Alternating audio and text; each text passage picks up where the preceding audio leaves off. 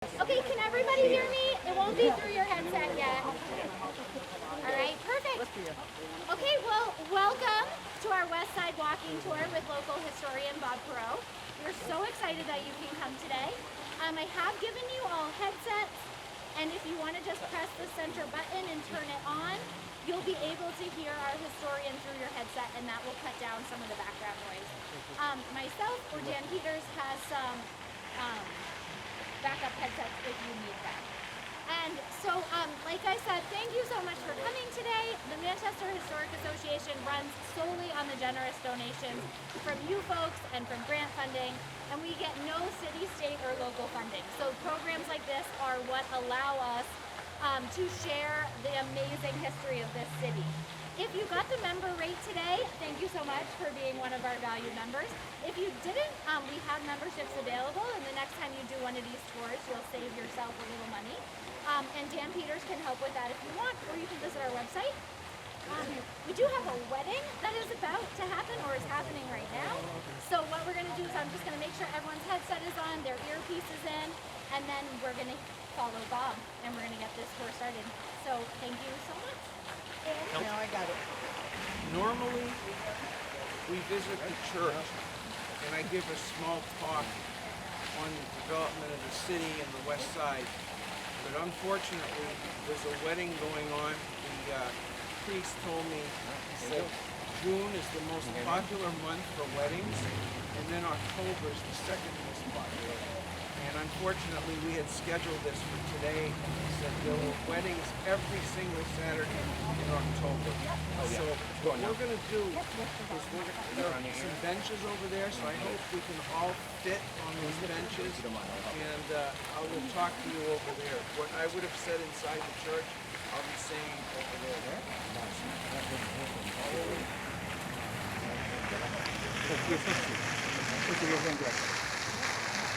What I would have said inside the church is when people first arrived in Manchester, they arrived at the railroad station, which was near the corner of Canal and Granite Streets.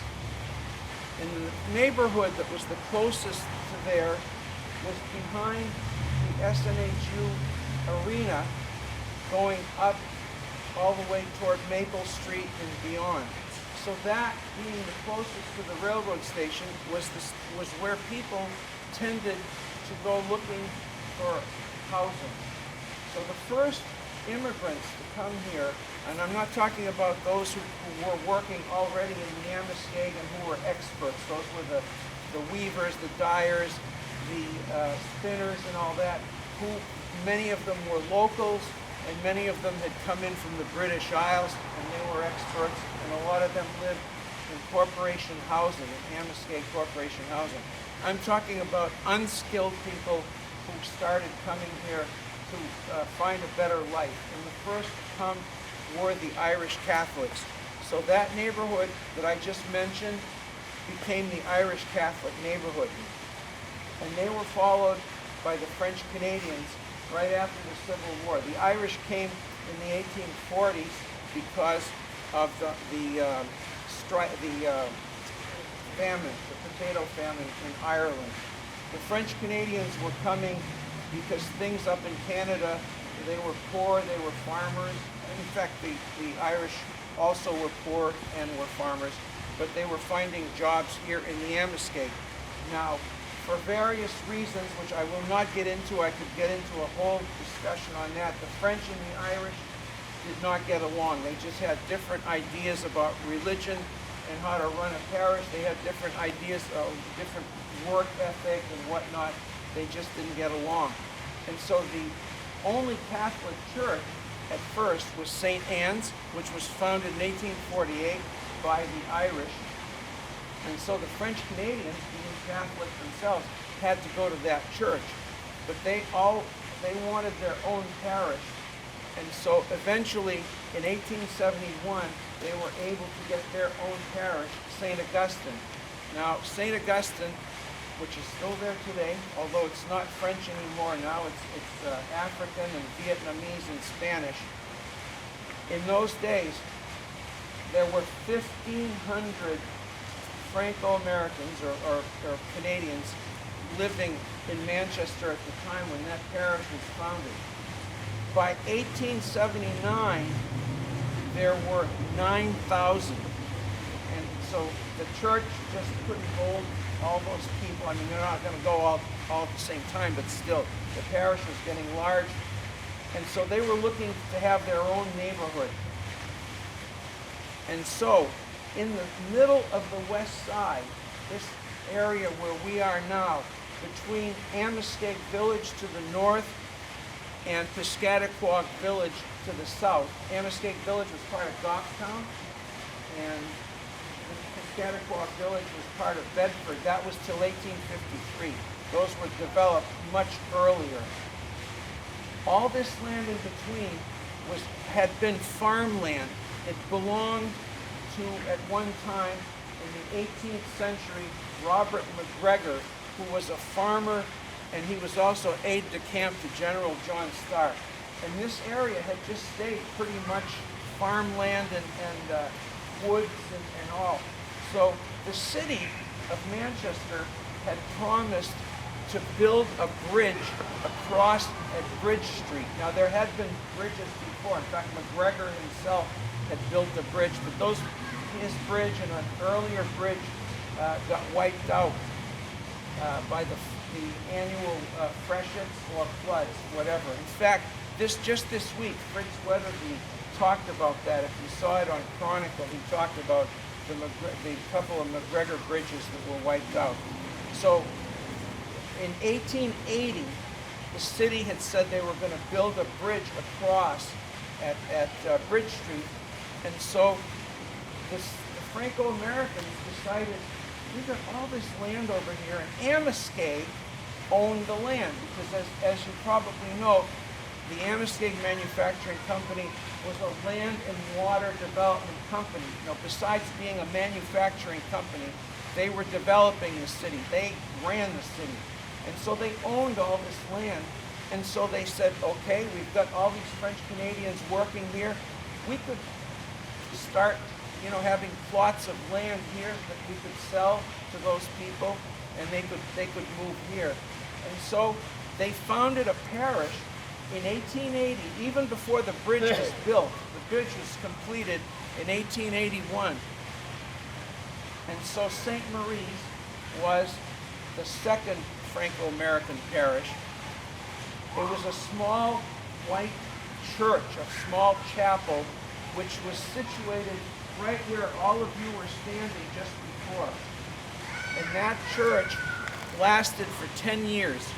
It burned in 1890. And so at that point, the pastor, who was Monsignor Heavy, there's a Heavy Street up not too far from here, named after him. He decided, well, someday I'd like to be Bishop of Manchester. And if I'm going to be bishop, I want the most beautiful church in the city. So that's what I'm going to build. Well, when Bishop Bradley saw those plans, and Bishop Bradley was Irish and Monsignor Heavy was French, and if you remember what I said about the French and the Irish, Bishop Bradley said, no, you can't be taxing your poor parishioners who work in the mills and earn a small salary to build this church. When he saw the plans, he said, my goodness. So they dug a foundation and they covered it over, and from 1890 until the beginning of 1898, that was the church. They met in what is now basically the church basement. But the parishioners decided they wanted their church, and so eventually, I guess they had enough bake sales and enough bazaars and enough whatever else to raise money, and they were able to do it. And so they showed the bishop that, we want it, so we're going to get it, and they got it. It took from the beginning of 1898 to the end of 1899 to build this church. And to me, it's too bad in a way that we can't visit. If you've never been, how many people have never been inside this church? Okay, so there are just a few. Most of you have been. To me, that church it's a statement. People are showing how they are poor, their homes are poor, their neighborhood is poor, their salaries are low, but much better than anything they could have earned in Canada, for sure. But God and religion, that was their thing. That was the most important thing for them. And so it's like saying to them, we have to have the most beautiful church in the city. And so they built it, and that was it. And it's dedicated Saint Marie, Mary, the Virgin Mother. I could describe this to you, all these stained glass windows inside are all dedicated to various shrines of the Blessed Virgin, like you've heard of Lourdes in France, and Fatima in Portugal, and whatnot. So they're all, each one is dedicated to one of those. Our Lady of Guadalupe in Mexico, and there's even one for for Canada, which is Notre Dame du Cap, one of those. And so, anyway, so what I would have had you do is just look around and see those stained glass windows. Unfortunately, we can't. But I do have some pictures that I'd like to show you. I'm going to go around, and I don't know if you want to follow me with that camera, but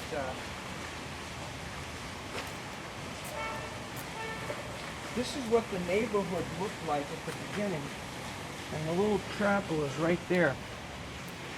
The church is open during the day, Yes. most days. Yes. If somebody wants to Yeah, stop in. yeah, you can come back and see it. And I don't know that this is true. They said some Irish kids burned it down, but I don't really know if that's true or not. No, you've seen it. In art, they were wood sculptors. And so that's all wood. Looks like it's marble, but it's actually wood.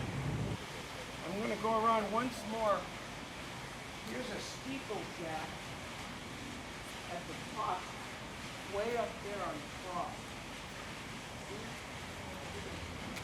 You don't see it? I do. No way, Jose. Look at that.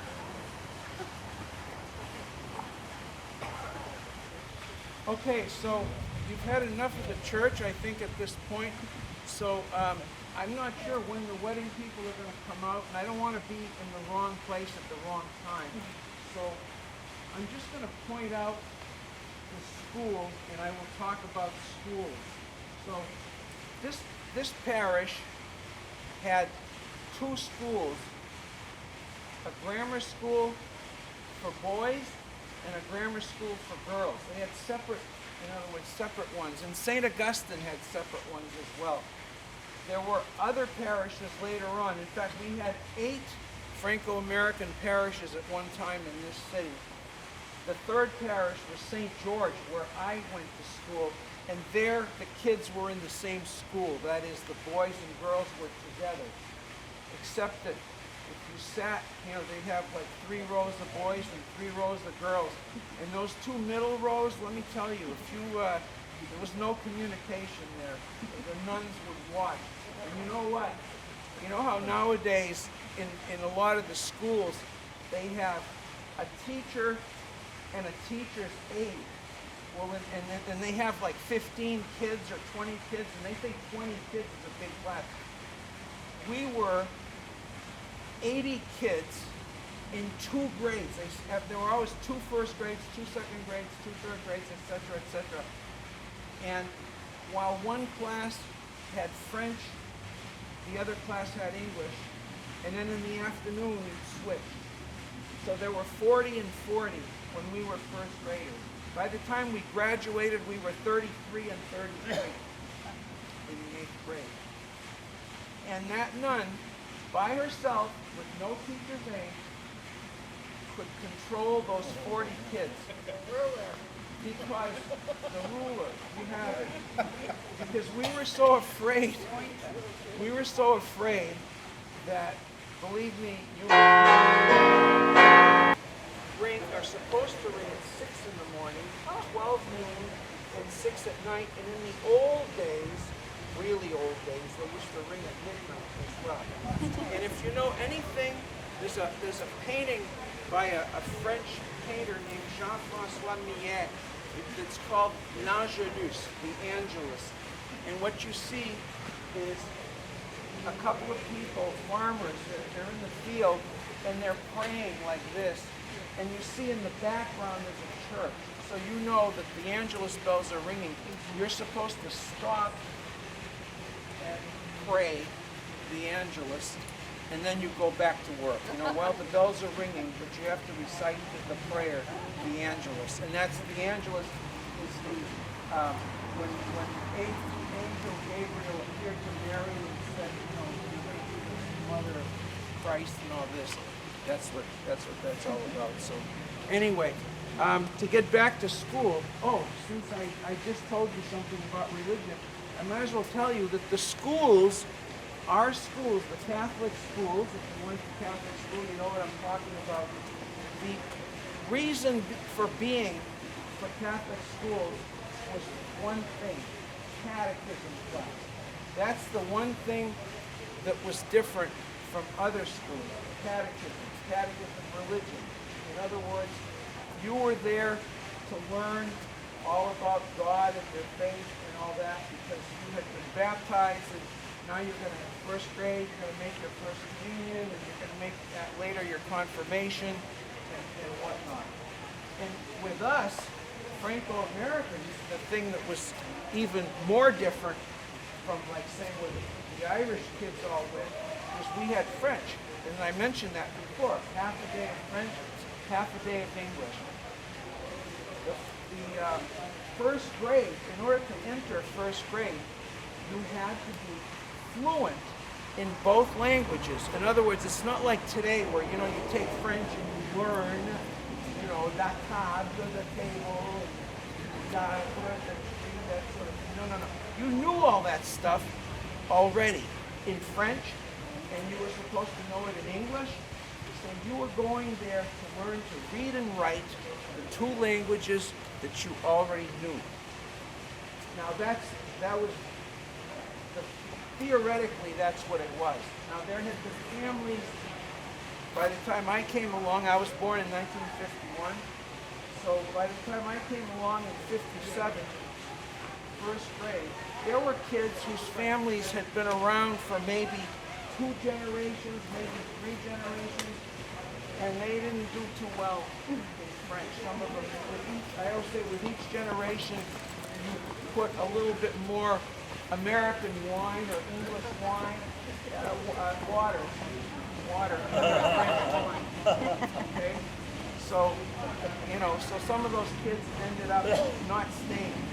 Because they were teaching French in French. They were teaching English in English. So, anyway. So, after that, lost it. What was I going to say? School. I'm having a senior moment. No.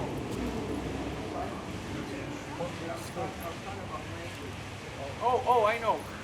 The other side of that coin was the kids who were coming in from Canada. There were still kids, believe it or not, in the 50s and even 60s, coming in from Canada.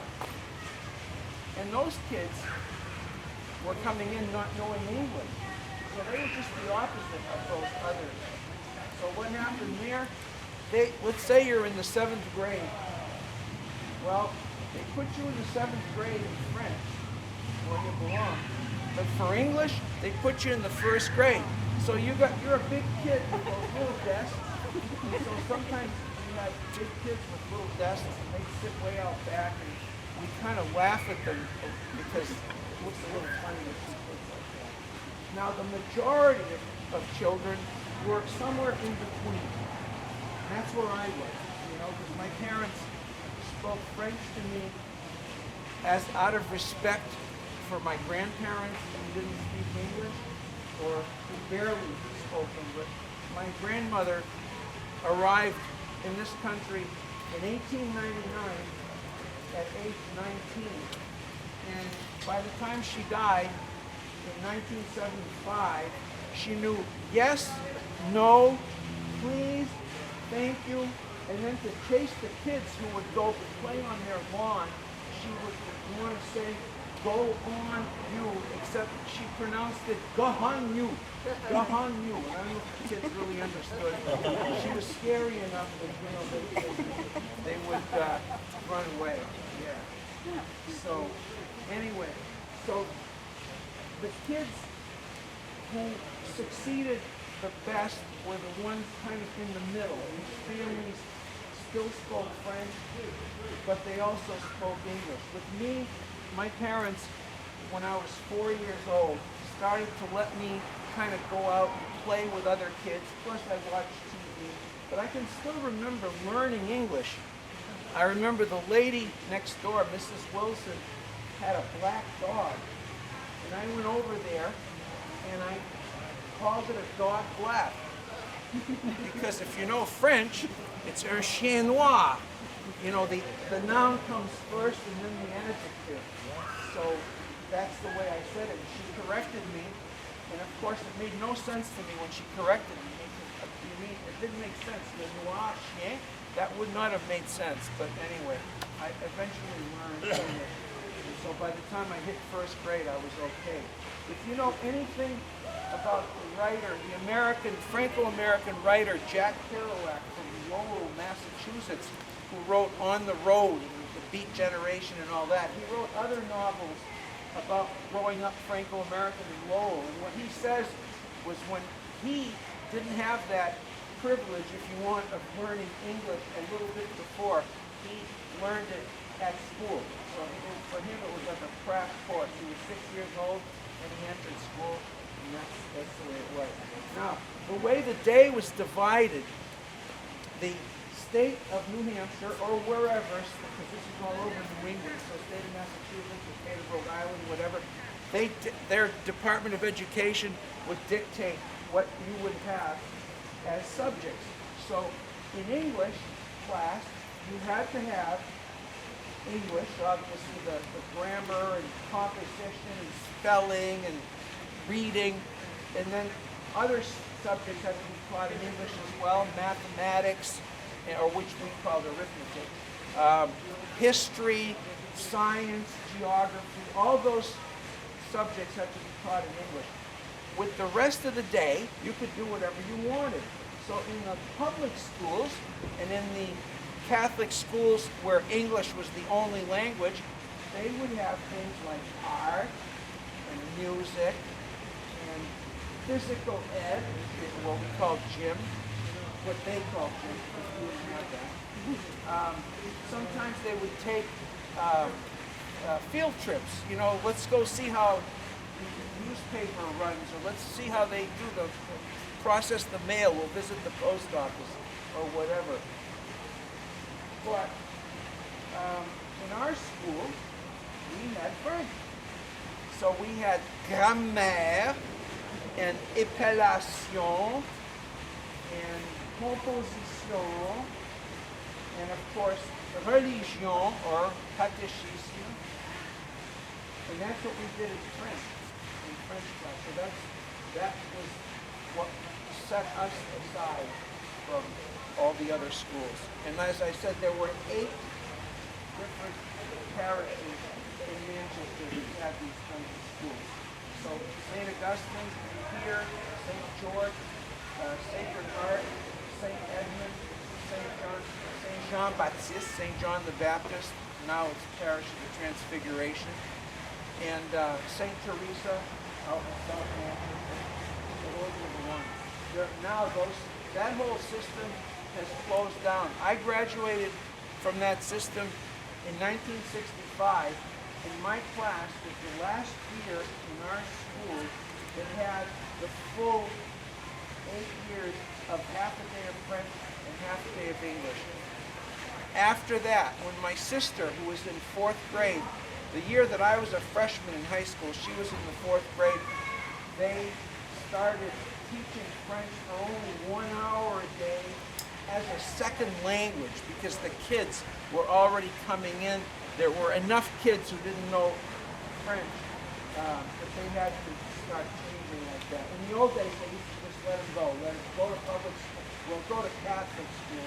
Go to public school was really, oh boy, that was a naughty one. The priests would preach from the pulpit, you know, you'll go to hell if you send your kids to public school.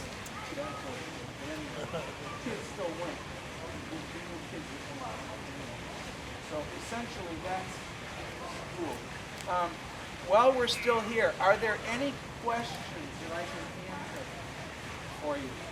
Yes. So there were public schools during the height of the fact that there were all these characters. Oh yeah, there were public schools. The public schools predated the Catholic schools. Catholic schools, as I said, they started with the Irish actually in 1850.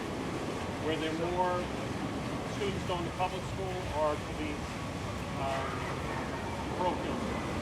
I'd say it was about the Catholic schools. Most kids who were Catholic went to Catholic school.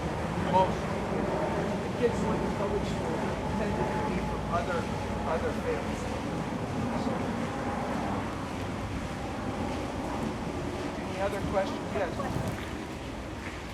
My dad left, he went to the Catholic schools. Yeah. And he was constantly beat, so he left the church. Is that really, was it that bad back then?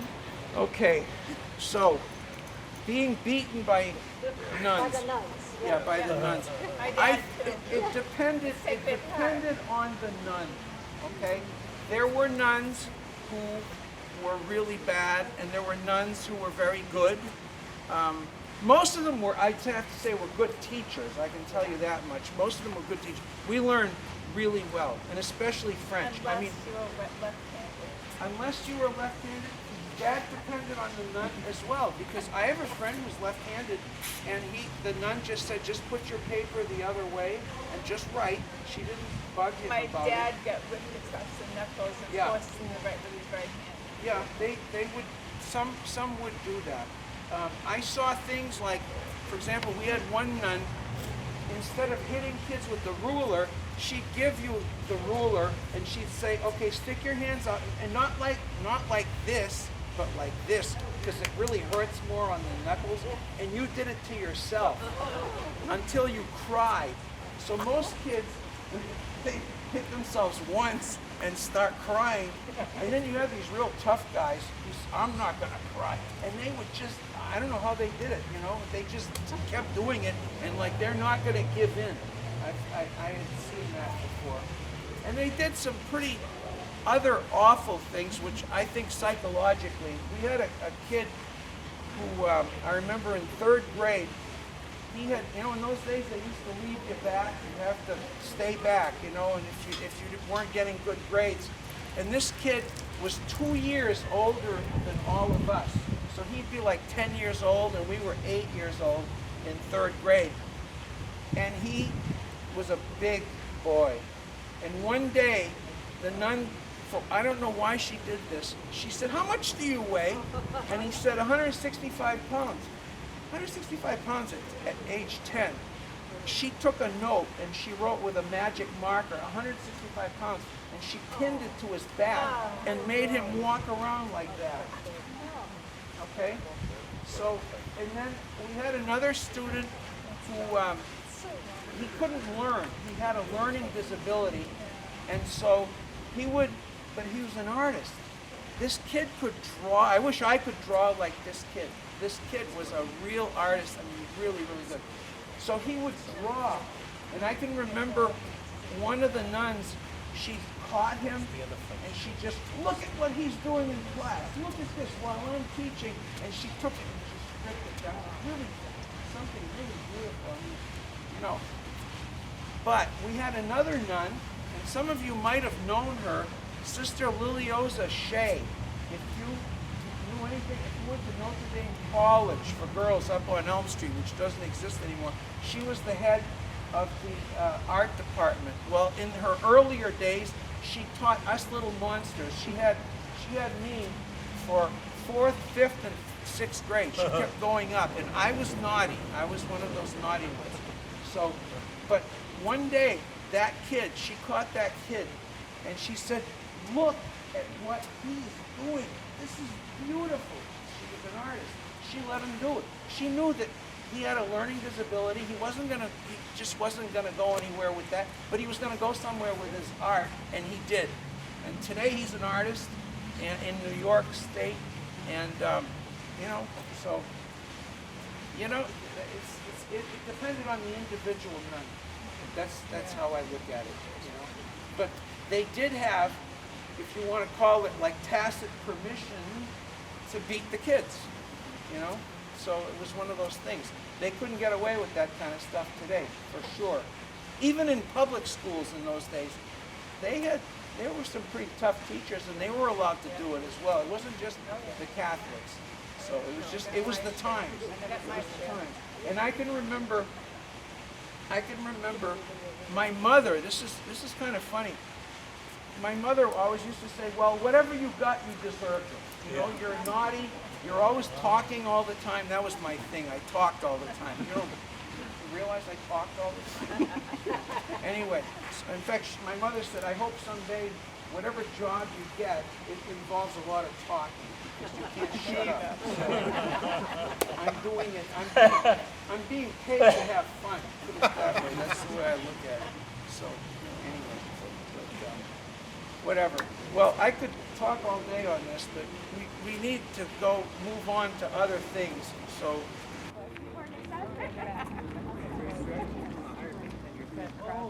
Apply, to the National Register, and he wouldn't hear of it. He said, "Oh no, because then that means that we can't do certain things. You can't touch this, you can't touch that," and they didn't want that. So it's up to people. It depends. So you get a new pastor, and suddenly you get something different. So whatever. Because I don't want to leave the neighborhood itself. I want to be able to just stay within the neighborhood of the church.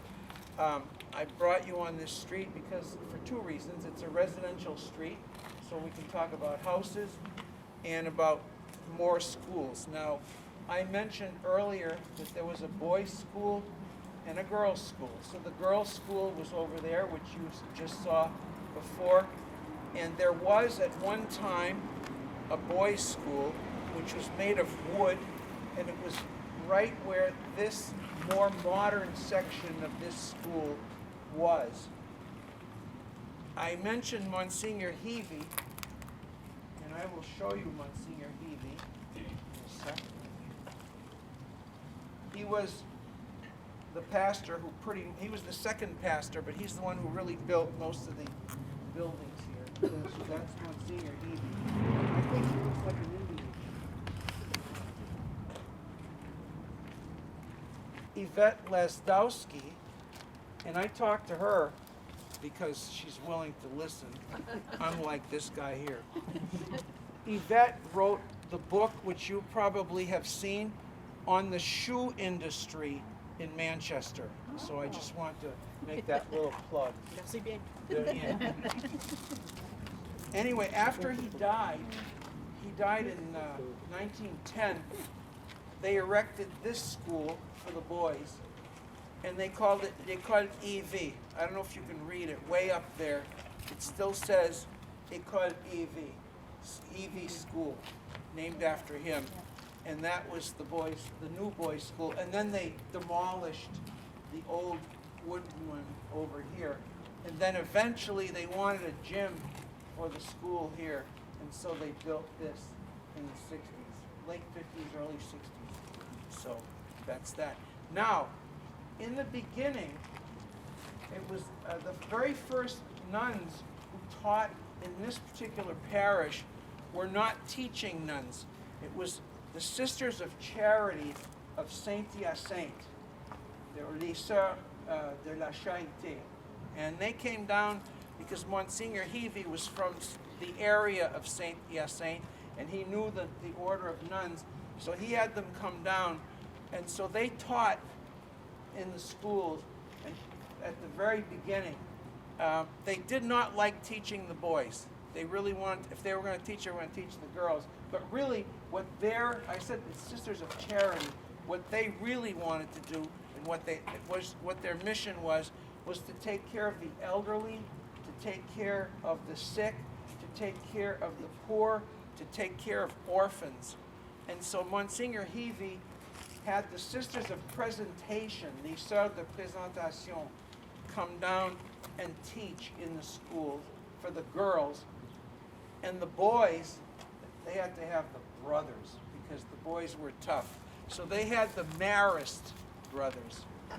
And the Marist brothers taught here until the early 1940s, when certain things began to happen that we've all heard about, but it only really came out recently, if you know what I'm talking about. But that was then, in the early 40s. So they were gone. They left. And then the nuns took the boys as well. Does anybody not understand what I just said? You can raise your hand, it's okay. So everybody understands. You know, there was funny stuff that wasn't really funny going on, and that was it. And I've met some men who actually told me some stories, which I will not tell because he's with that camera. Anyway, whatever. So, now I want to talk about the houses. Now, as I said before, Amoskeag owned all this land. So Amoskeag, if you worked for the Amoskeag Manufacturing Company and you were a worker in good standing after a certain number of years, you could have a plot of land which they would sell to you at a reasonable price, and the market, the mortgage, you know, you could pay it off in an easy way so that these immigrants could actually become homeowners very soon. Now, the idea was, for the most part, you come in and chances are you might know somebody already, somebody from your family or somebody from your village or whatever who's already living here, so they can help you. And chances are if they own a house, they will rent you an apartment. Now, the houses, there were typical houses, and I also bring you here because we have three kinds of houses right here. You got the multi-family over here. You've got the single family house, which is unfortunately has had a fire recently. And then all those houses beyond, those are the double and triple decker houses. Houses for 2 and 3 families, for the most part.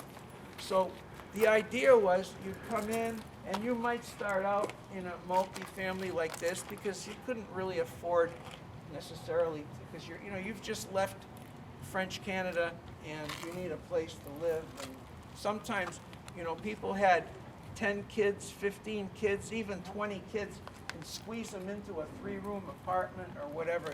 You'd want to get out of there pretty fast and maybe get into one of these double or triple deckers. And what most people wanted was to try to own one of those double or triple deckers, because the idea was you could either live, like say the main family would live downstairs, and then if you had older children who would get married, they would take the apartments upstairs like that.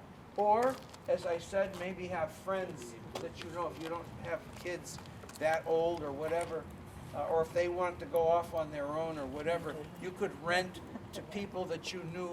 And people tended to know one another. I mean, I've even heard stories of in certain cities where like an entire street could be with people from the same village, and they've just transplanted their village on this street in Woonsocket, Rhode Island, or Lowell, Mass, or here in Manchester, that sort of thing. And people tended to stay a long time as well. I know I had done a comparison in the Manchester City directories. I took in the street part of the directory just a block, say from like there to the next block. And I looked at all the houses, all the addresses and the names that were there, say in, I forget what year now, 1917 I think it was. And then I went to the 1977 city directory and I found all French names again. And in one case, there was the same family name in the same house. So things were stable for a long time. But actually, in the late 20th century, things started to break down. And what was going on was families that had owned these buildings for years and years and years, they would die, leave them to their children, and their children didn't have that same, if you want, that same idea of wanting to stay in their same neighborhood and whatnot. And so they would sell the house, and houses could be sold over and over and over. And I will give you an example. This building right here was built in 1910 by a family named Gelinus. And they sold, the kids or grandchildren, whatever, sold in 1973. And between 1973 and 1981, we had two owners after that. Somebody bought it, and then somebody else bought it, and then it got sold at auction. It was like one thing after another. And a lot of times those people did not have the same idea of keeping it clean and keeping it, like I said, it's the stability and all that. Well, I can tell you, why do I know so much about this house is because when my wife and I got married in that church, in French, we got married in French. In fact, they had to dust off the marriage rituals because they hadn't done a French wedding in so long that, anyway, but we asked for that. And my sister had an apartment on the second floor right over here, and she said, they're emptying downstairs, they're moving out. And the downstairs, it's all one, the whole building. In other words, the two top floors are split in half, and the downstairs is all one. And we wanted a big apartment, so we got this apartment, 1981. And why did we want to live here? Well, not just because my sister was here, but because I grew up on the east side of Manchester in a mixed neighborhood. So we had people from Greece, people from Poland, people from Ireland, people from French Canada as well, and others. But I wanted to know what it was like to live in the French neighborhood while it's still French. And my wife grew up at the bottom of the hill over here. Some of you would be too young to know this. There was a neighborhood down there called the Flatiron District, Oh, yes. which is where the hospital Where is. the hospital is now, and, yeah. and St. Mary's Bank and all that. That was an entire neighborhood. I'll show you that after. And so she grew up in that neighborhood, and then they got kicked out. They were told I had a friend in that lived there. 1963 they got a letter that said you have to leave because the city urban renewal project is coming and they're going to knock down that entire neighborhood. So everybody had to leave, and she left and ended up on the east side. So I wanted to know what it was like to live in this kind of a neighborhood, and she wanted to come back and live in this kind of a neighborhood. So we did.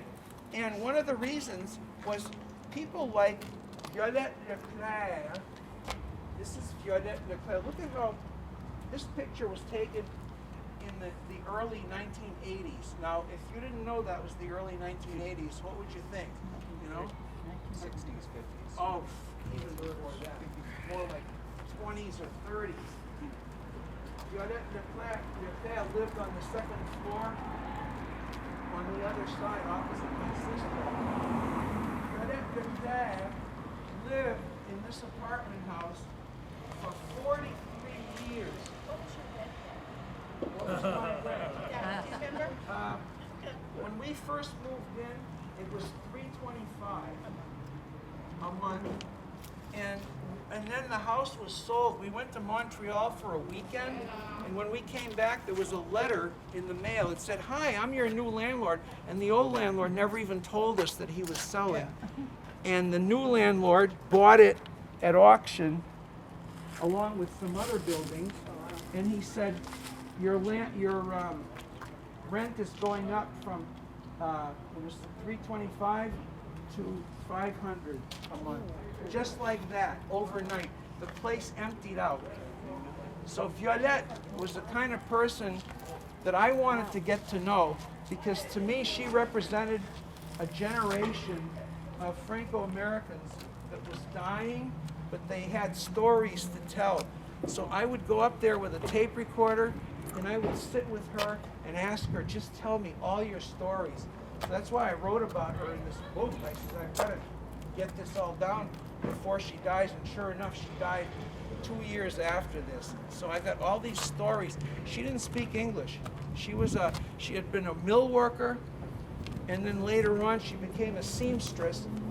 The ladies, if you remember Parizos on Elm Street, Parizos was where she worked, and she didn't speak English, and so ladies would go down there, people like my grandmother, and they would say, we want to have Mademoiselle Leclerc work on our dresses or whatever, because she speaks French and she's a nice old lady and whatnot.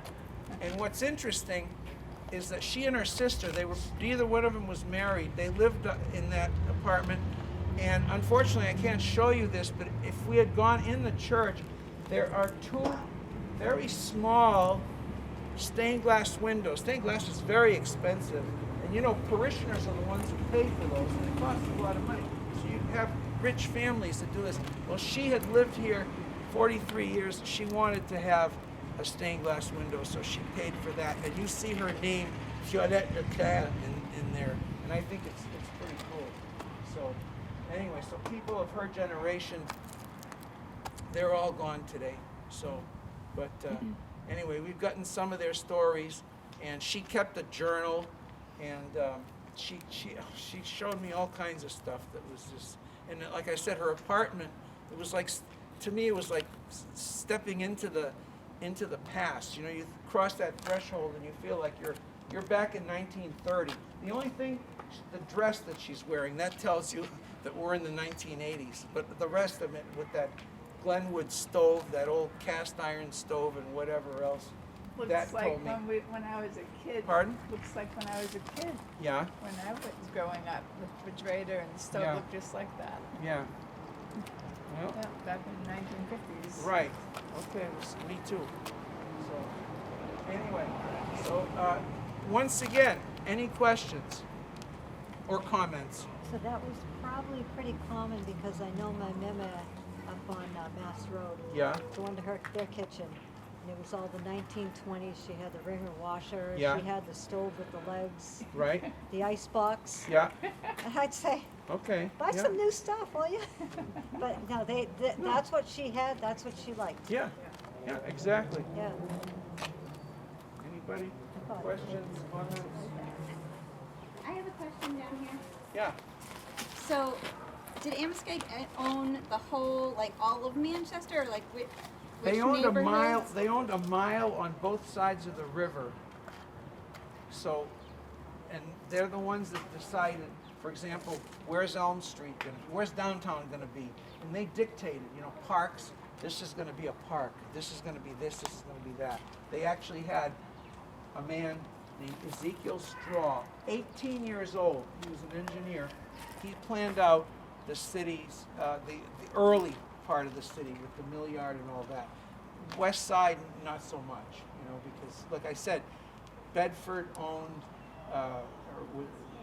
Piscataquag Village was part of Bedford till 1853, and same thing for, same year, 1853, for Goffstown owning Amoskeag Village. So those two that was separate, you know. The middle of the Merrimack River was the border until then. So this land all remained, as I said, it was all farmland, but they owned it. They had bought it. It had been Robert McGregor's farm, and they dictated pretty much what it was going to be. I mean, there was city government, but there was Amoskeag, and in those days, and Amoskeag, you know, when Amoskeag closed, you know, they formed a company called Amoskeag Industries to raise money to buy out the Millyard and save the city, basically, and that still exists. Amoskeag Industries still exists, and you can, for example, you want to build something in a park, like you know, they got the Hillsborough County Courthouse in the park. They couldn't just do that. They had to get permission from Amoskeag Industries. Yes. This brings something to memory. I think I heard something about the fact that a lot of the churches in the city are still owned or has something to do with. And what it is Amoskeag gave land to the churches. Now the funny part, well, it wasn't really funny, but it was, if it was a Protestant church, then they would just give you land like someplace right downtown or whatever. But if you're something else like Catholic or Greek Orthodox or Jewish or whatever, they would give you land, but it was like out in the boonies someplace. And so a lot of the ethnic and other religions would just say, no, we want to be where we want to be. And so they would buy the land. And so, yeah. Wasn't Piscataqua also part of the west side, not just Bedford? Pardon? Wasn't Piscataqua also part of west side, not just Bedford? No, Piscataqua eventually became, which it still is now, part of Manchester. Yeah. Because isn't that why Squag Fruit was called Squag Fruit? Yeah, Squag is, yeah. Yeah. Yeah, but by then it was Manchester. Okay. I said 1853. This is a long Okay. time ago. Okay. And you know, it's funny because there are pictures of one of the early Granite Street bridges, which was made of wood.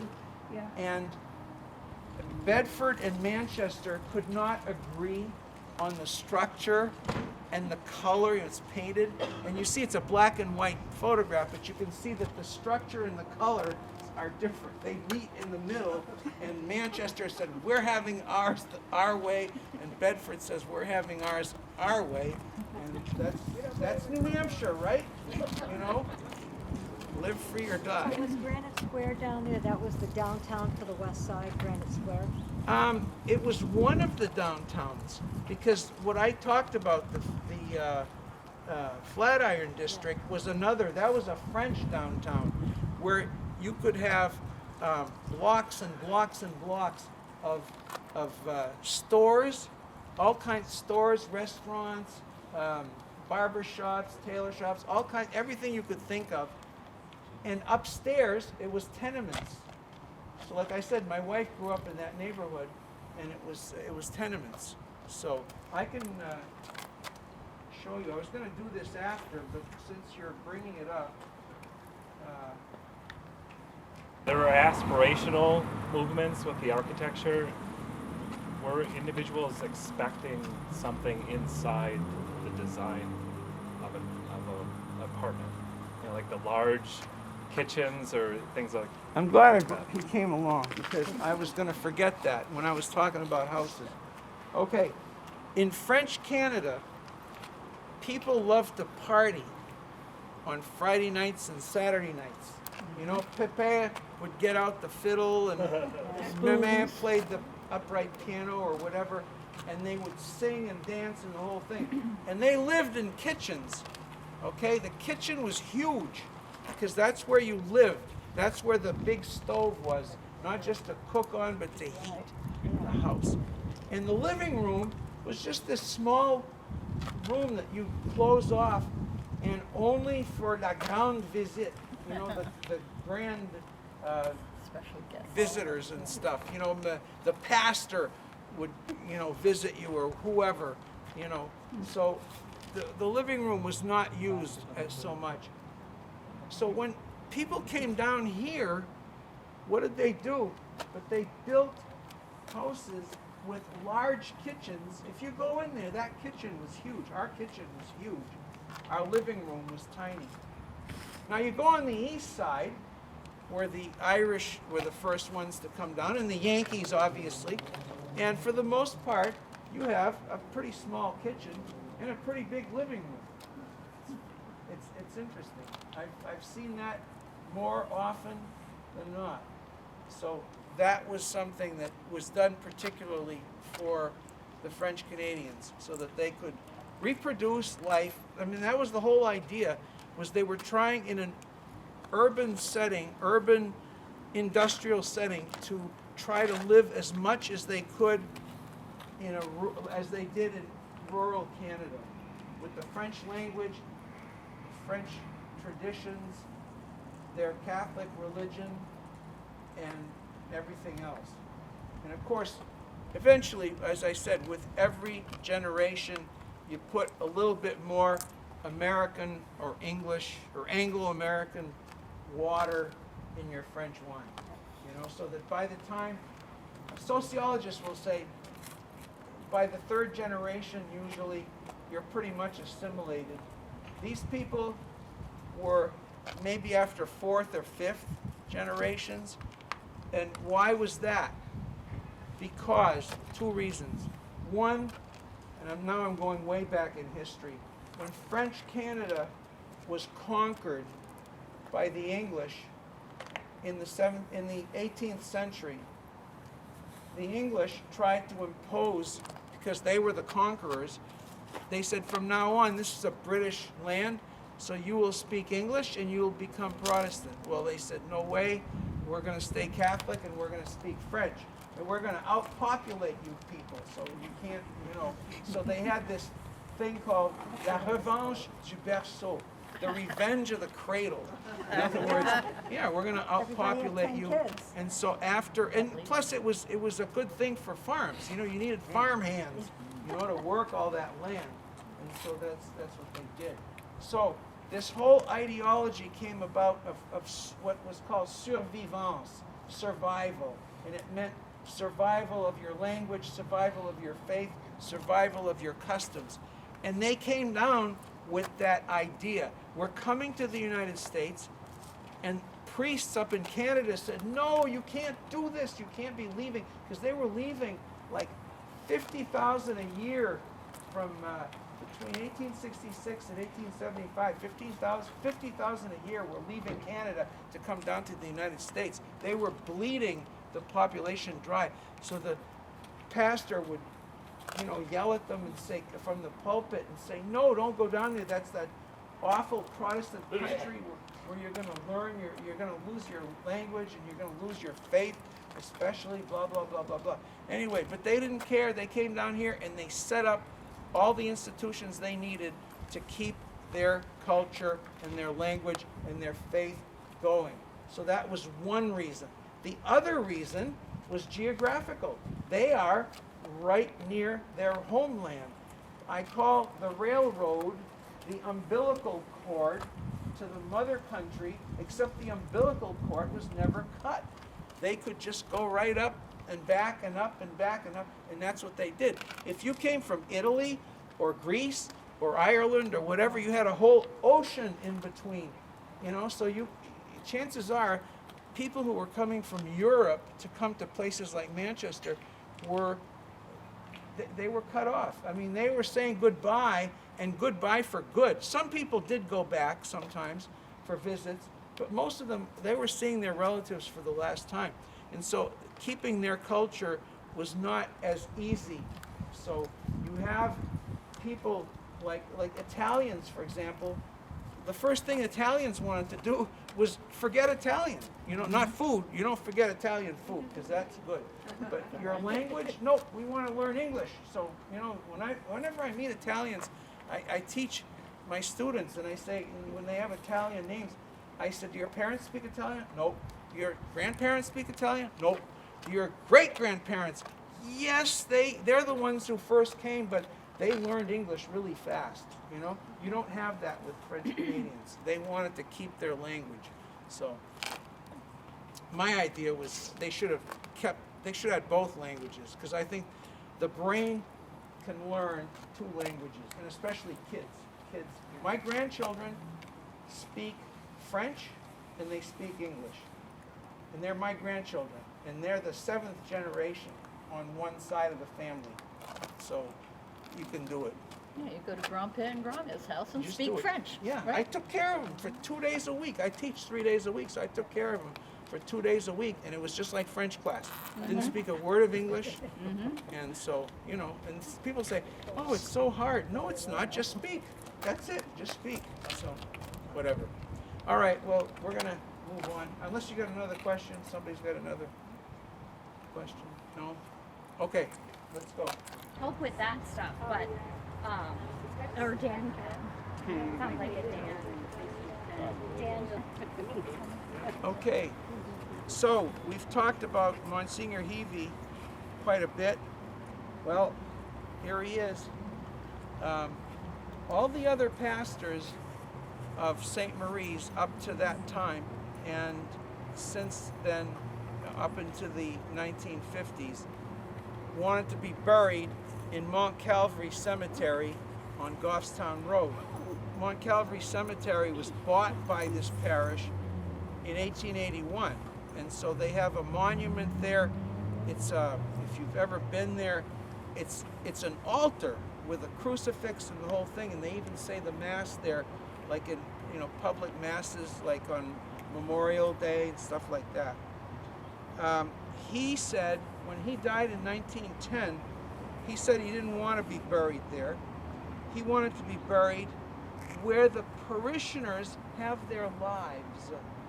And so they, this is part of their land actually. He's the one, I said he founded, he had the nuns, the Sisters of Charity come down and found the hospital, which was Notre Dame Hospital, Our Lady of Lourdes, Notre Dame de Lourdes Hospital.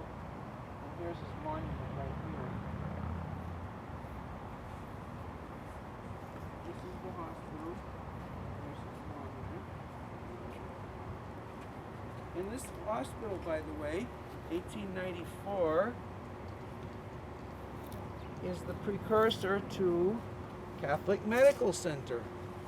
One of them, because Sacred Heart Hospital on the east side was also part of that, and then they merged the two and eventually closed the east side. It was Catholic Medical Center East, and this was Catholic Medical Center West. When did they close that? 1974.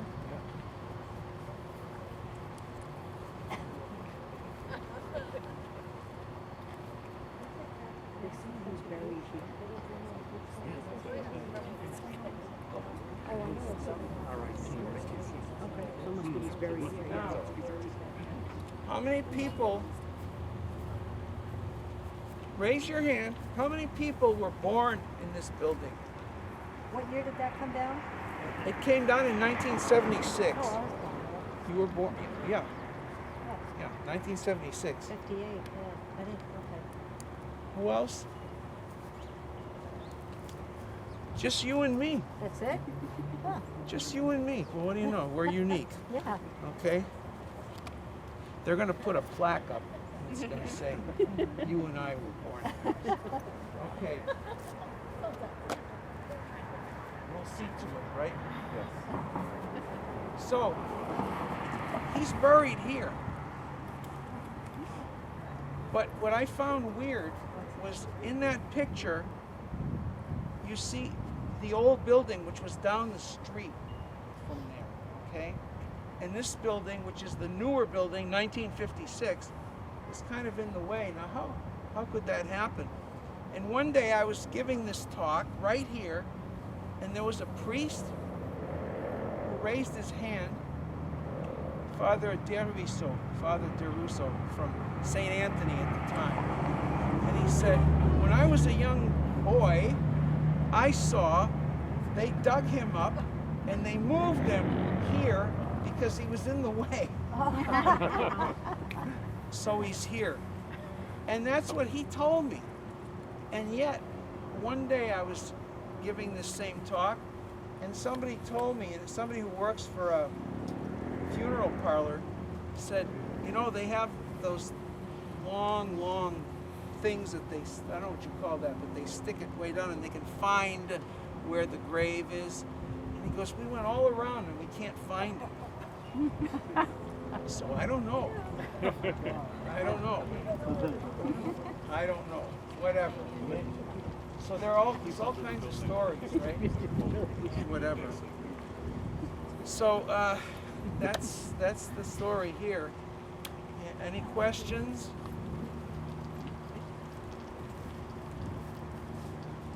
Any questions? No, nobody? Okay, well, we're going to move on to Lafayette Park.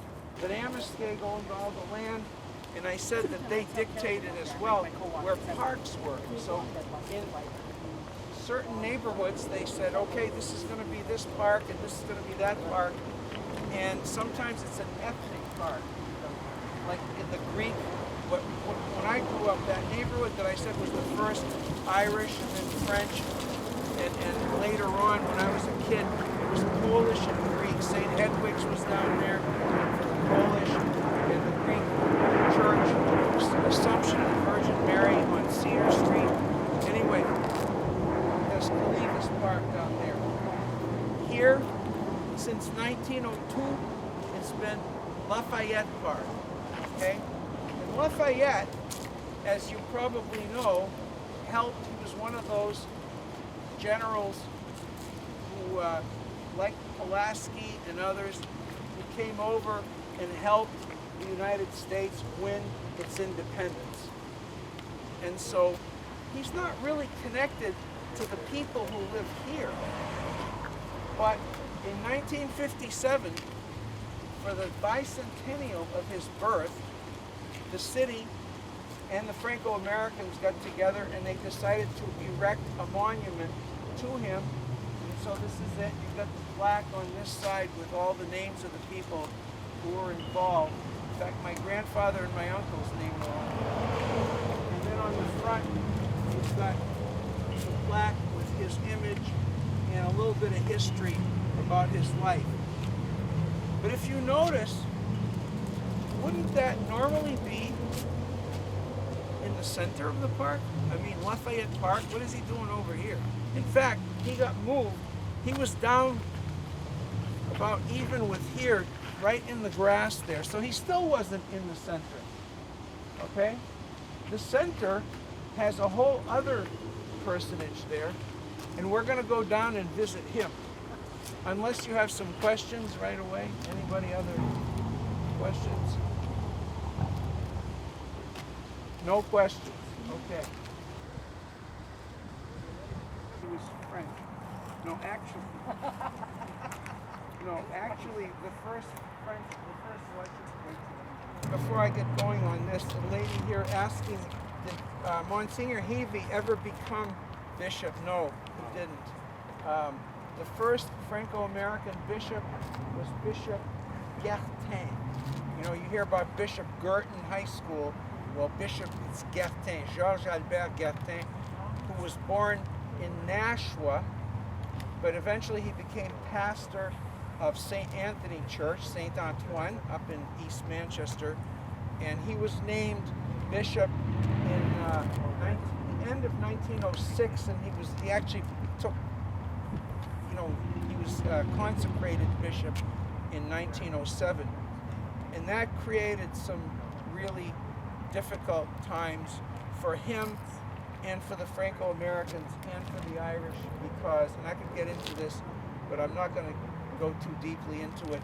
Let's just say that he was in a precarious position because his role as bishop depended on the hierarchy around here. So who was in charge? It was the Irish because they were here first, and so they allowed for a Franco-American to become bishop because the Franco-Americans had been clamoring for a bishop for years, but they thought, oh, now that we've got our guy in there, he's going to favor us. And of course, his job, in a way, like I said, it kind of depended on whatever the Irish hierarchy here would tell Rome, and Rome would listen. And so he had to walk a fine line trying to,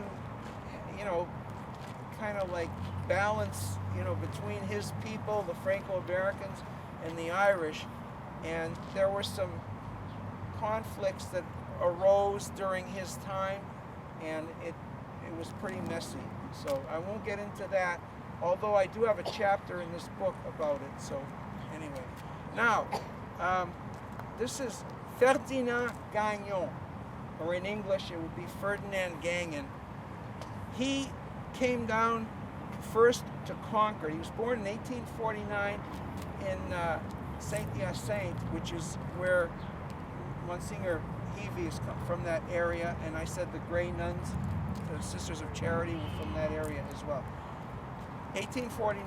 1868, he comes down to Concord, but he didn't stay long. He came to here to Manchester, and he founded, and it's written all there in French, he founded the first French language newspaper of Manchester, La Voix du Peuple, the voice of the people.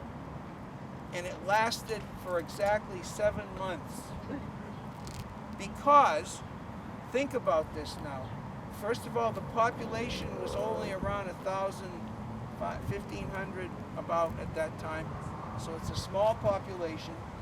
Number two, most of those people were illiterate, and a lot of them, in fact, worked in the mills. You work 12 hours a day in the mills, and you have 10 kids, 12 kids, whatever, to take care of.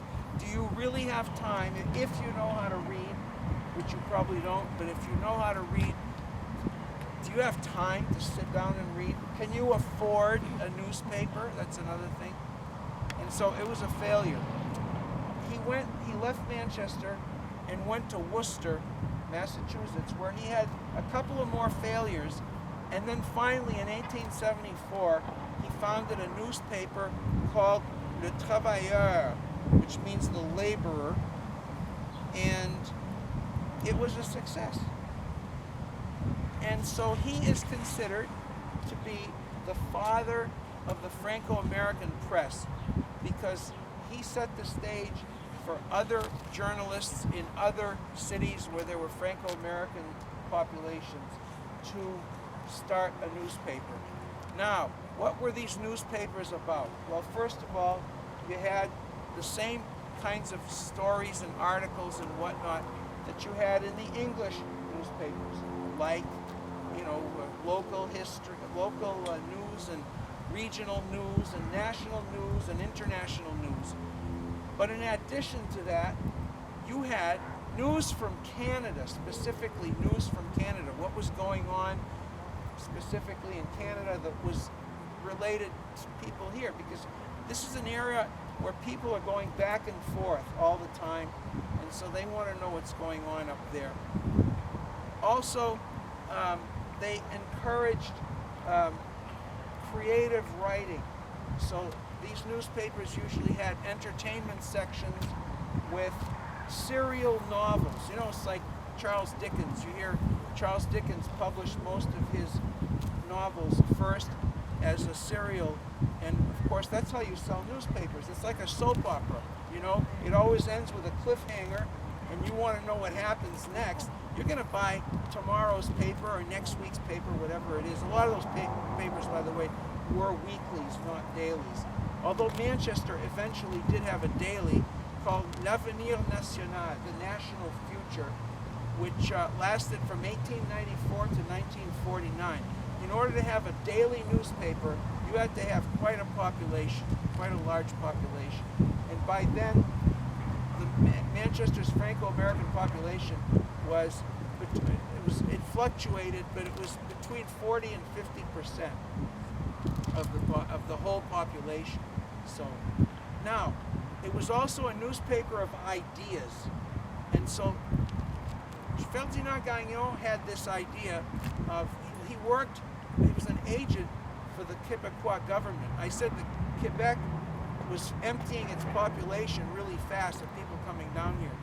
And a lot of these people, like I said, they go back and forth. They come down here and work in the mills for, say, a couple of months, raise some money, and then go back and try to revive their farms, or some were seasonal workers or whatever.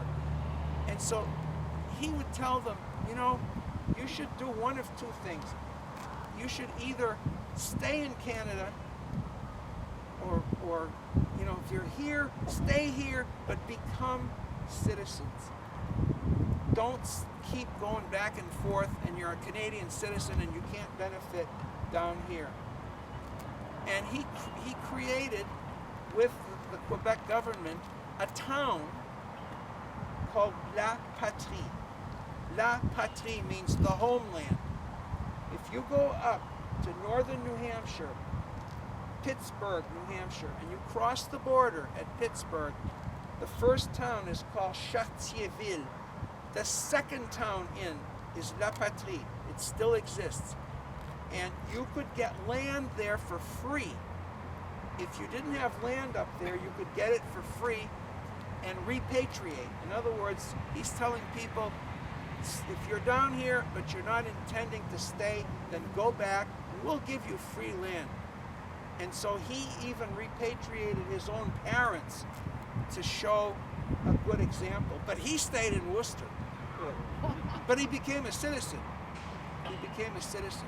Now, there was another guy named Honoré Beaugrand, who was a newspaper editor and also a novelist. He wrote the first Franco-American novel, 1878, called Jeanne la Fileuse, Jean the Spinner. And Jean the Spinner is about people who are coming down here to work and earn some money and then going back and staying. And that's what Beaugrand himself did, only he didn't do it working in mills. He did it as a newspaper man in Fall River, Massachusetts. He was also in St. Louis, Missouri for a while, because that was another French town. The whole of, at one time, the Louisiana Purchase and all that. Well, even after the Louisiana Purchase, there were still plenty of French towns, even though the United States owned them. And Beaugrand, his idea was totally the opposite of this guy. He said, no, go back. And he eventually went back and even became mayor of Montreal in the 1880s. And there's a subway stop called Honoré Beaugrand. And I would bet that most people who take that subway every day and stop at that station probably don't even know that he was they know he was mayor of Montreal, but they don't know that he lived in the United States and that he was a journalist here. Well, he and Gagnon used to fight all the time in their editorials. So Gagnon, he would say, Gagnon, his ideas are crazy. You don't want to settle down in the United States. You just want to come down here and make money and go back. That's what you want to do.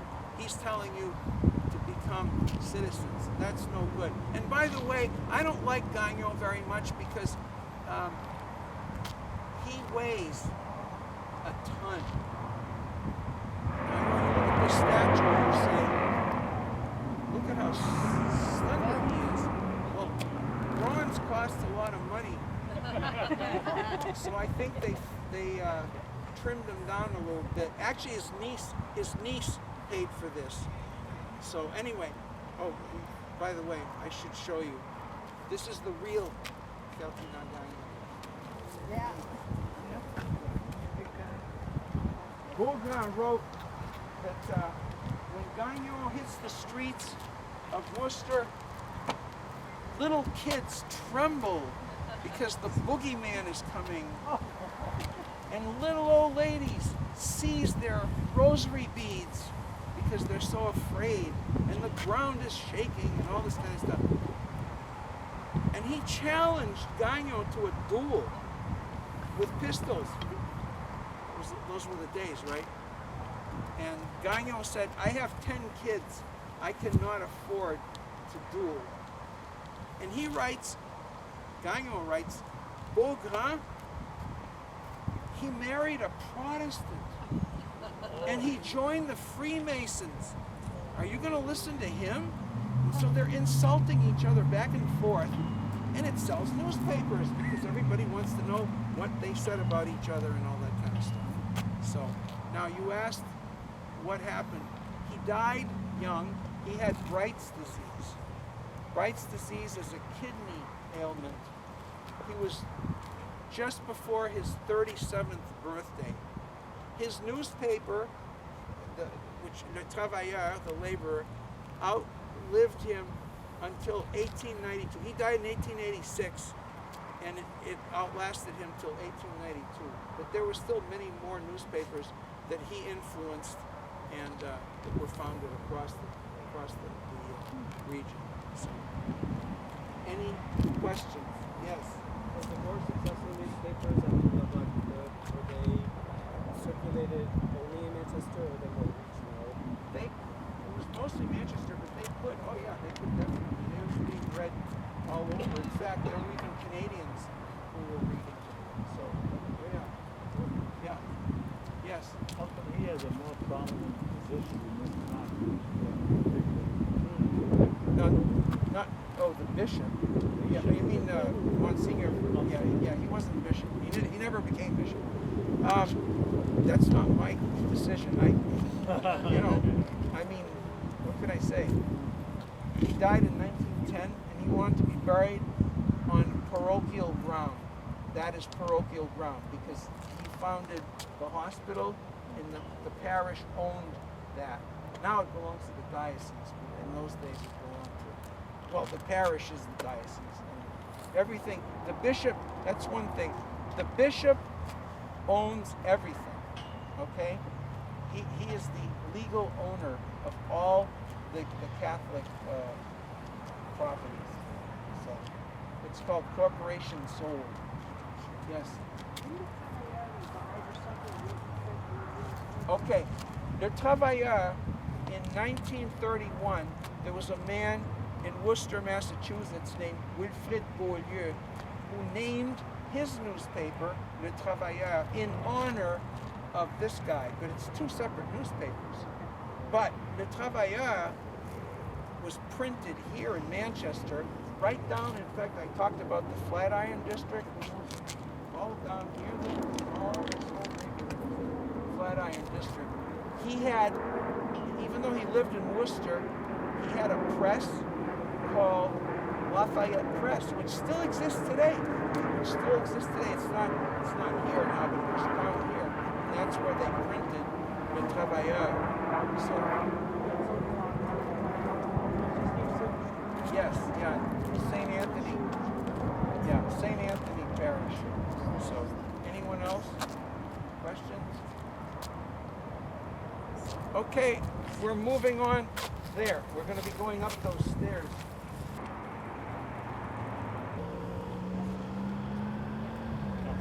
I heard stories about people in his parish losing all their life savings in fires, especially down here in the Flatiron District, where the buildings were so close together that my wife said when she was a little girl, a kid in some buildings were so close and they were made of wood, big, huge apartment buildings, I said, with stores and all that downstairs. She said kids could go between the buildings, but Ferdinand Gagnon could not go through the buildings, okay? That's how close they were. So one catches fire, and they all catch fire. A whole bunch of them catch fire. Well, why were they keeping money at home? Why do you think? Well, first of all, I said there's a downtown, this was a French downtown area, where they even had a newspaper called L'Écho de Notre Dame. And they would encourage people not to shop, like cross the river and shop at those Yankee Protestant stores or whatever. You've got to patronize your own people. And that's what these people were down here. Okay? Well, there's no bank in this neighborhood. So where do you put your money? You're not going to go across the river and give your money to those Yankee Protestants. And the Yankee Protestants saying, we're not gonna like lend money to those immigrants. How do we know they're gonna pay it back or whatever? So there was a mutual distrust between the Franco-Americans and the Yankee banks downtown. And Monsignor Heavey heard about this man named Alphonse Desjardins. I don't know if anybody's ever been up to Quebec, but all over the place, you'll see Caisse Populaire Desjardins. Well, Caisse Populaire means credit union. Alphonse Desjardins founded the very first credit union in North America in Lévis, Quebec, which was a town across the St. Lawrence River from Quebec City, and that was his hometown. You can visit that today. You can visit the place where he founded this museum and all that, get a tour and everything. Well, Monseigneur Eve decided to invite Desjardins to come down here to Manchester in 1908 to speak to his parishioners. So he spent the better part of a week here lecturing on the system and how it works, how the credit union system works. And the people decided then and there to create the first credit union in the United States, which was called La Caisse Populaire Sainte-Marie, and that's because it was parochial. It was of the parish, so that's what they called it. And that sparked the same in other places, and wherever there were Franco-Americans, they would found Caisse Populaire. In Lowell, the Jeanne d'Arc, in Woonsocket, Rhode Island, the Marquette, and so on and so forth. And then it just spread like wildfire in other ethnic groups, and today we think of credit unions as just, everybody, they're all over the place, and there's nothing ethnic about them. This building was owned by Joseph Boivin. Joseph Boivin was a lawyer, and he was elected the first president of La Caisse Populaire Sainte-Marie.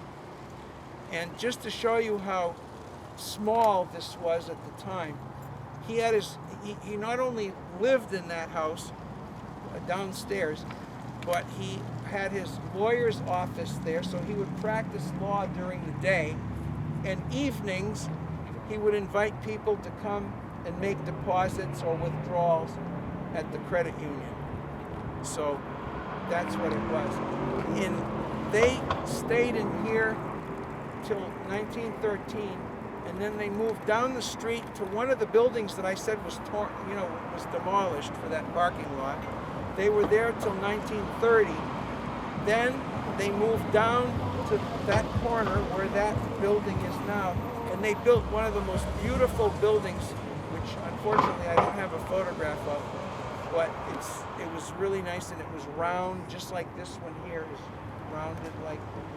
And in 1970, for what reason I don't know, they demolished it and built a new one, which was kind of modern and sterile and all that. And when they got tired of that, they knocked that one down, or they built this one here and knocked the other one down. So they've had five different buildings. This one here, they turned in recent years, turned it into America's Credit Union Museum.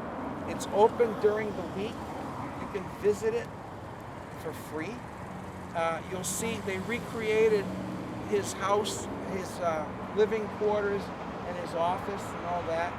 And there's, there are other things there. There's a video about the history of the credit union movement and all that. So we're going to go across the street because there's a historic marker right there.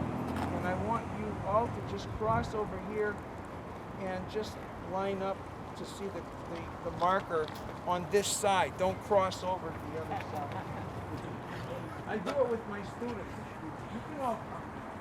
You can't read it, but you can see it. I just learned why you're trying. Sorry. It's because, as far as I know, it is the only historic marker in New Hampshire that's bilingual. I'm pretty sure. I'm pretty sure. What? Pardon? LAVIA. Oui, L-A-V-I-A. That should be A-V-A-I-T. Elle avait. She had. Or it had. Whatever. Now find the other one. That's the toughie. Find the other one. My students, when I bring them down here, it's like most of them, I think I've had one or two that could do it. Pardon? Why does Monsieur have an E on it? I thought this was like M and then MME for Madame. No, Joseph or that. Oh, that's maître. Oh, man. For a lawyer. Okay. For a lawyer. I'll give you a hint. It's in the last line.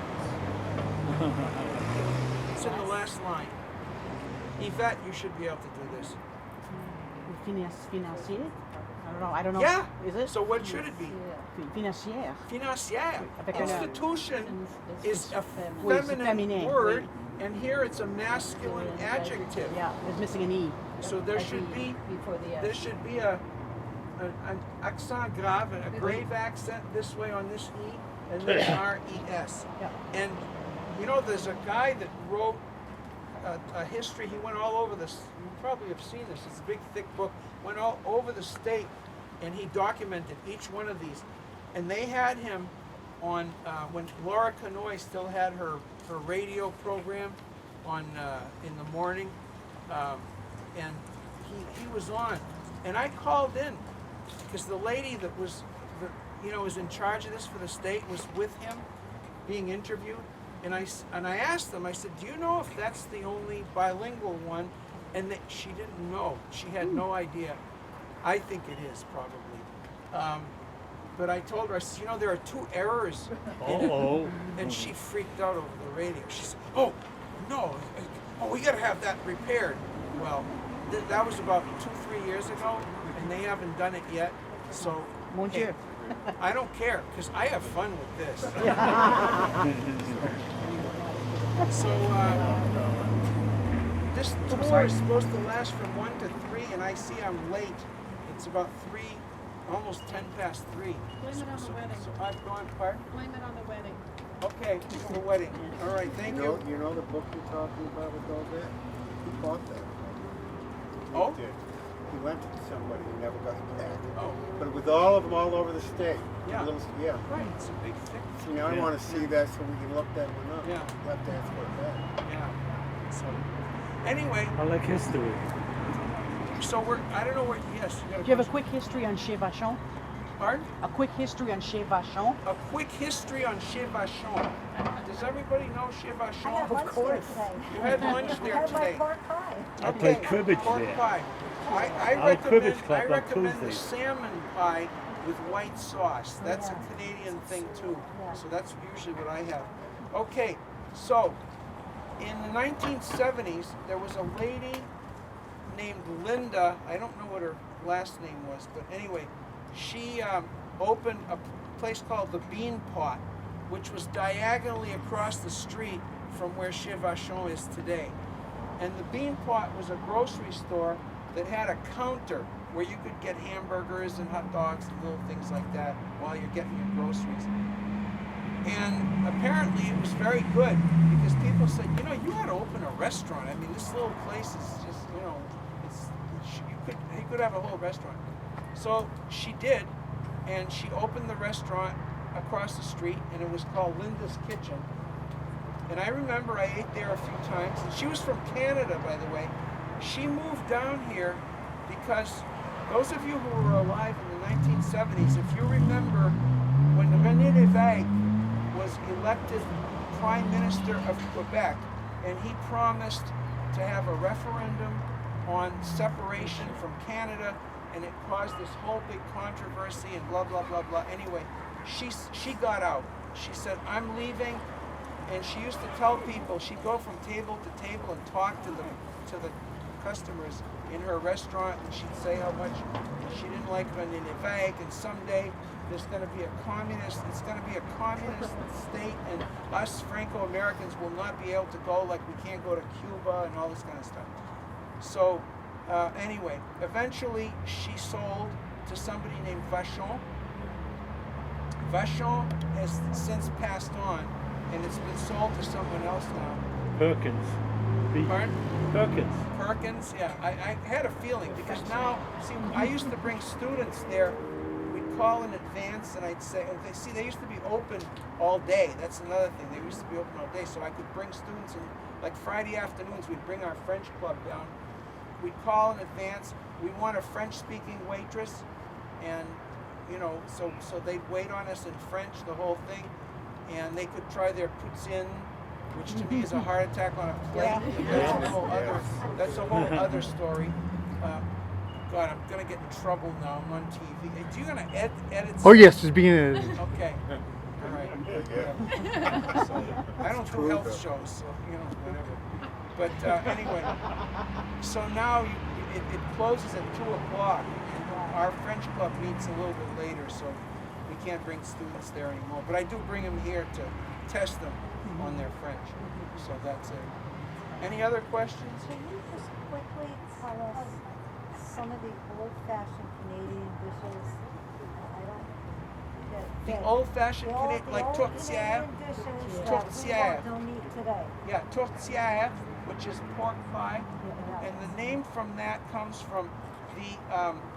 In the winter time you can't farm, right? Because it's winter, the ground is frozen and all that. You can take care of your animals and that stuff, but a lot of the men would go up north, and they would live in the woods in the logging camps, and they worked as loggers. Eventually they'd come down here and work in the mills, though, anyway. But they would shoot little turtle doves, which in French were called tourtes, T-O-U-R-T, tourte, and they would make pies out of that, tourtière. Well, they adapted that to pork and hamburger and the recipe, which for every woman there's a different recipe. Now every man. Did you grow up on the blood sausage and all that other stuff that I participated in a pig slaughter. There's a Canadian farmer living in the 1970s. A Canadian farmer living in Candia who invited a whole bunch of guys to participate in his pig slaughter. He had about, 7 or 8 pigs on a Saturday. And I went there with my camera to take pictures of this entire process, from the pig in the pen being shot, and then down to the meat and all that. And the women came, they slit the throat so he'll die fast. They kill it like this and then slit the throat. And the women are there with pots and pans to catch the blood. Yeah. And by noontime, we were eating blood sausage, which was my first time in my life and the last time in my life to eat blood sausage. Okay? They call it boudin in French. Boudin. So, and by the way, if you go to Louisiana and they ask you if you want boudin, it's not the same thing. So, I'm just warning you right now, it's not the same thing. Because all I can think of are all these gross dishes that my dad got from my meme, and he used to make them. And my brothers and I would leave the house because it would stink up the house so bad. Yeah. And the blood sausage was one of them. Yeah, and there are all the maple products, the maple products, tato sucre, and that sort of stuff. The blood sausage, and I grew up on that, is kishka. And there's a famous Polish polka. And when people are singing, who stole the kishka, they don't understand what they're actually singing about. Because blood pudding, that sausage, you gotta have, with vinegar, it's good. Yeah. Put vinegar Well, on you it. just made me think of something else when people don't know. You're going to edit this out. Yankee Magazine, back, 20 years ago or something, had this recipe for what they called trutkis. Trutkis, trutkis. Okay? And I was looking at that and I said to myself, And I called my cousin and I said, did you see the Yankees? She says, yes. It's ridiculous to see how far these people are from their culture. When you make a pie, and you have the crust and all, you're making the pie crust and all, you always have dough that's, left over.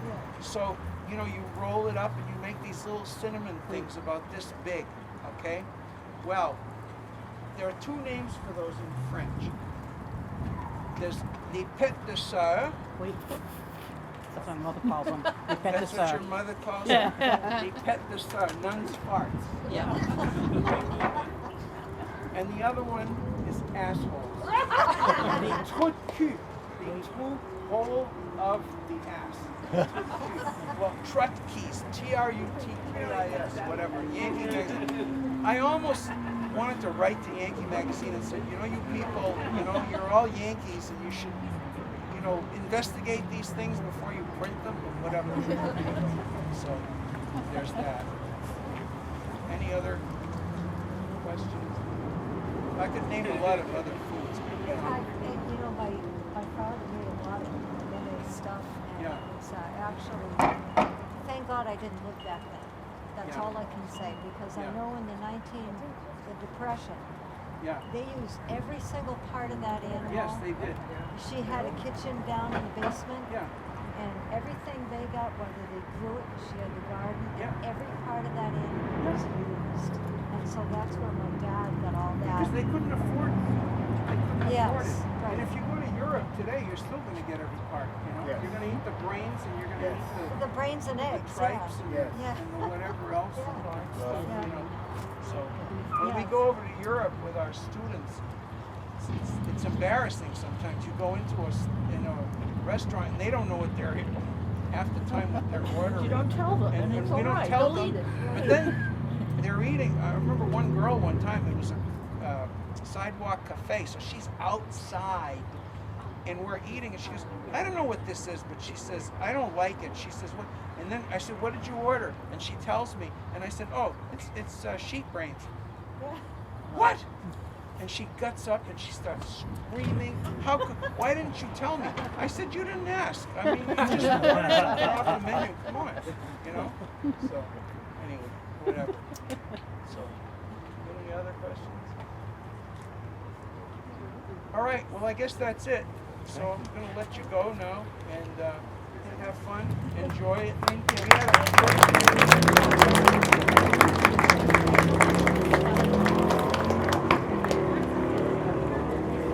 And if anybody wants any of those books, they have them down at their gift shop.